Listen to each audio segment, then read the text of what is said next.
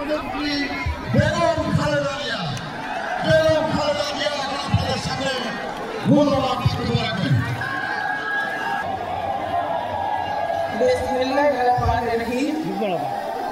প্রিয় councillor, delegate বৃন্দ, BNP জোট এবং অন্যান্য দলের সম্মানিত নেতৃবৃন্দ, আমন্ত্রিত অতিথিবৃন্দ, distinguished guests from abroad, Excellency, Assalamu alaikum.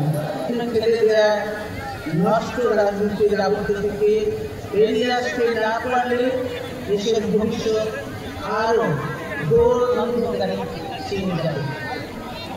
তাই আমরা সংকট নিরসন করে দেশ জাতিকে এগিয়ে নেওয়ার লক্ষ্যে ব্যাপক ভিত্তিক একটি পরিকল্পনা প্রণয়নের জন্য নিজেদের মধ্যে দীর্ঘ আলাপ আলোচনা করেছি।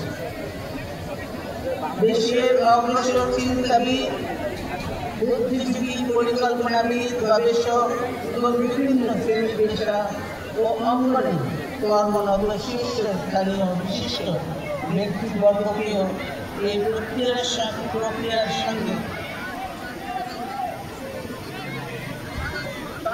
সংশ্লিষ্ট চিন্তা, চেতনা ও আশা আকাঙ্ক্ষাকে ধারণ করে অংশীদারিত্বমূলক ও সামাজিক ও অর্থনৈতিক ন্যায় বিচার সম্পন্ন, জনকল্যাণমূলক, সহিষ্ণু, শান্তিকামী, সমৃদ্ধ সমাজ গড়ে তোলা বিএনপির লক্ষ্য।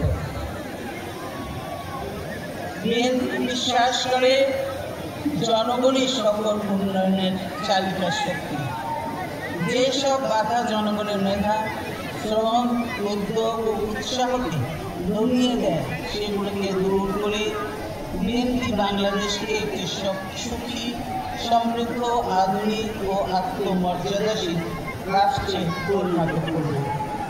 আমরা এমন একটা গণতান্ত্রিক সমাজ গড়তে চাই যেখানে জাতীয় স্বার্থ সমুন্নত রেখে সকলের প্রতি মত প্রকাশের স্বাধীনতা ও নাগরিক অধিকার সুরক্ষিত হবে। আবার শুভেচ্ছা জানিয়ে, ধন্যবাদ জানিয়ে দেশবাসীকে আমি আমার বক্তব্য শেষ করছি। আল্লাহ হাফেজ। বাংলাদেশ জিন্দাবাদ।